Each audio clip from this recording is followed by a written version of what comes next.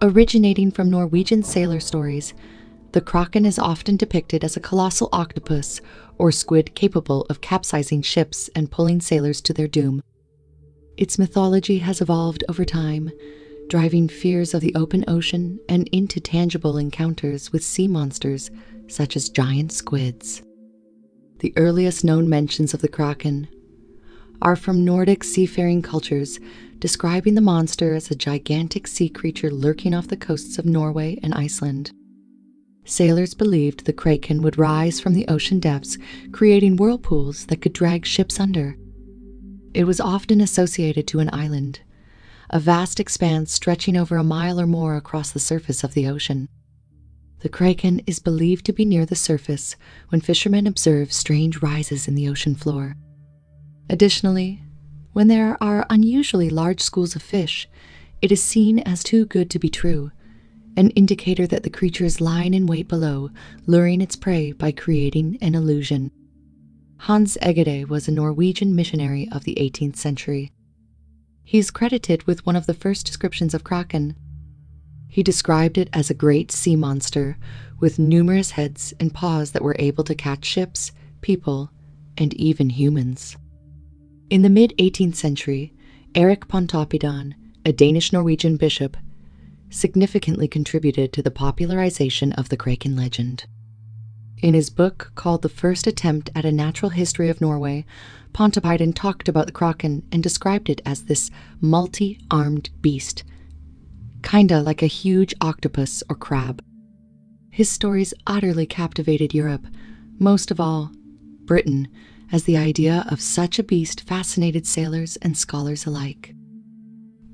By the 19th century, the great French mycologist Pierre Denis de Montfort had added to the Kraken legend by associating the monster with stories of giant octopuses.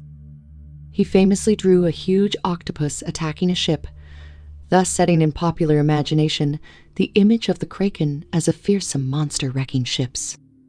His descriptions connected ancient Roman tales of sea monsters, linking the Kraken to earlier myths of sea monsters like the Arbor Marina mentioned by Pliny the Elder.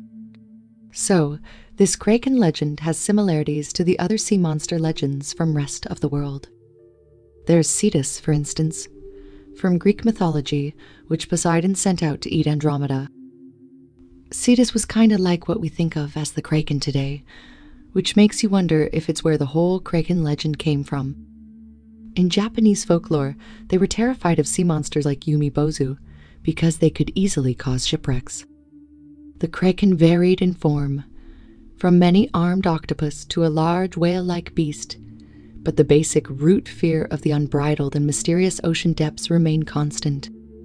Historians have linked the Kraken to the Leviathan of the Hebrew Bible, a sea serpent or dragon symbolizing chaos and destruction. Like the Kraken, the Leviathan represented the wild, uncontrollable forces of the deep. In the modern age, the Kraken has jumped from literature and dived into the strata of popular culture. It has appeared in countless works of fiction, from the classic work by Jules Verne or in 20,000 Leagues Under the Sea, and more notably, in the movie franchise of Pirates of the Caribbean, where it unleashes hell upon the vessel of Captain Jack Sparrow and his crew by the command of Davy Jones.